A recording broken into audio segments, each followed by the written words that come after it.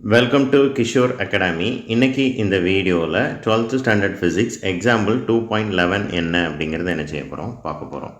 So இந்த question ரொம்ப easy. Calculate the equivalent resistance between A and be in the given circuit. A and பிக்கு நடுவில் இருக்கக்கூடிய equivalent resistance, அதாவது total resistance value என்ன அப்படிங்கிறத என்ன செஞ்சுருக்காங்க கேட்டிருக்கிறாங்க. இதுக்கு ஃபர்ஸ்ட் என்ன செய்யணும் அப்படின்னா ஸ்டெப் பை ஸ்டெப்பாக சிம்பிளிஃபை பண்ண வேண்டியிருக்கும். பட் ஸ்டெப்ஸ் ரொம்ப ஈஸி தான். இந்த ரெண்டையும் தான் முதல்ல சிம்பிளிஃபை பண்ணி ஈக்குவலன்ட் ரெசிஸ்டன்ஸ் என்ன அப்படிங்கிறத கண்டுபிடிக்க வேண்டியிருக்கும். அதே மாதிரி இந்த ரெண்டையும் சிம்பிளிஃபை பண்ணணும், இந்த ரெண்டையும் சிம்பிளிஃபை பண்ணணும். அதுக்கப்புறம் அந்த 3 வேல்யூவையும் மறுபடியும் அது எப்படி இருக்குது அப்படிங்கிறத பார்த்துட்டு சிம்பிளிஃபை பண்ண வேண்டியிருக்கும். ஸ்டெப் பை ஸ்டெப்பாக பார்ப்போம். இப்போ ஃபர்ஸ்ட் ஒன்று எடுத்துக்கோங்க. இந்த ரெண்டும் எப்படி இருக்குது? பேரலாக இருக்குது. ப்ரீவியஸ் சம்மில் சொன்ன மாதிரி இந்த ரெண்டும் எப்படி இருக்குது? பேரலாக இருக்குது. அப்போ இந்த ரெண்டுக்கும் ஈக்குவலன்ட் ரெசிஸ்டன்ஸ் கண்டுபிடிக்க என்ன செய்யணும்? ரெண்டுமே 2 தான். அப்போ 1/2 ப்ளஸ் 1/2. டினாமினேட்டரில் வேல்யூ சேமாக இருக்குது, அதனால் எல்சிஎம் எதுவுமே கண்டுபிடிக்கணும்னு அவசியம் இல்லை. அந்த 2வை அப்படியே எழுதிக்கலாம். மேலே உள்ள வேல்யூவை மட்டும் ஆட் பண்ணணும். 2/2 which is equal to 1/1, right? 2/2ன்னு கிடைக்கும். அதை சிம்பிளிஃபை பண்ணால் 1/1ன்னு கிடைக்கும். அப்போ 1/r is equal to 1/1. ரெசிப்ரோக்கலும் எடுக்கலாம். இன்னொரு மெத்தடும் இருக்குது, அதையும் தெரிஞ்சுக்கோங்க. நியூமரேட்டரில் வேல்யூ சேமாக இருக்கிறதுனால டினாமினேட்டரில் இருக்கிற வேல்யூ ஒன்றுக்கு ஒன்று ஈக்குவல். ஸோ ஆரோட வேல்யூ வந்து 1 அப்படி தான் கிடச்சிது.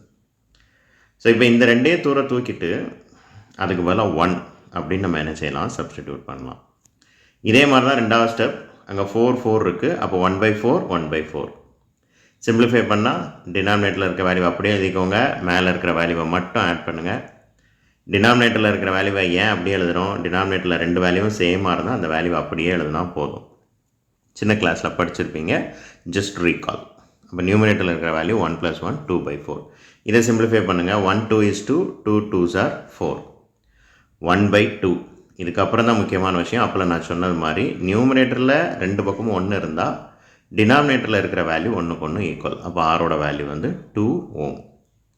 அப்போது இங்கேயும் அதே மாதிரி இங்கே இருக்கிற அந்த 2 ரெசிஸ்டரையும் தூக்கிட்டு அதுக்கு போல் 2ன்னு சப்ஸ்டியூட் பண்ணலாம். இதே மாதிரி தான் 3வது ஸ்டெப். இப்போ உங்களுக்கு புரிஞ்சிருக்கும்னு நினைக்கிறேன். ஸோ 6 இருக்குது. 1/6 + 1/6. 6 அப்படியே எழுதிக்கோங்க. மேலே உள்ள வேல்யூவை மட்டும் ஆட் பண்ணால் 2/6. சிம்பிளிஃபை பண்ணால் கேன்சல் பண்ணால் 1/3. நியூமரேட்டரில் இருக்கிற வேல்யூ ஈக்குவல். ஸோ டினாமினேட்டரில் இருக்கிற value which is equal to 3. இப்போ அதையும் தூக்கிட்டு நம்ம என்ன செய்யலாம்? இதையும் தூக்கிட்டு இதுக்கு பதிலாக 3ன்னு என்ன செய்யலாம்? சப்ஸ்டிடியூட் பண்ணலாம். சப்ஸ்டிடியூட் பண்ணதுக்கு அப்புறம் பாருங்கள், இப்போ இந்த 3 ரெசிஸ்டன்ஸ் வேல்யூவும் எப்படி இருக்குது? சீரீஸாக இருக்குது. சீரீஸாக இருந்தால் என்ன செய்வோம்? ஜஸ்ட் ஆட் பண்ணுவோம் ஈக்குவலன்ட் ரெசிஸ்டன்ஸ் கிடைக்கிறதுக்கு. அப்போ 1 + 2 + 3 6. That's all. 6 ohm அப்படி தான் வந்துச்சு. ஓகே, ஆட் பண்ணியிருக்காங்க. இதான் அதோட ஃபார்முலா ஆட் பண்ணியிருக்காங்க. That's all.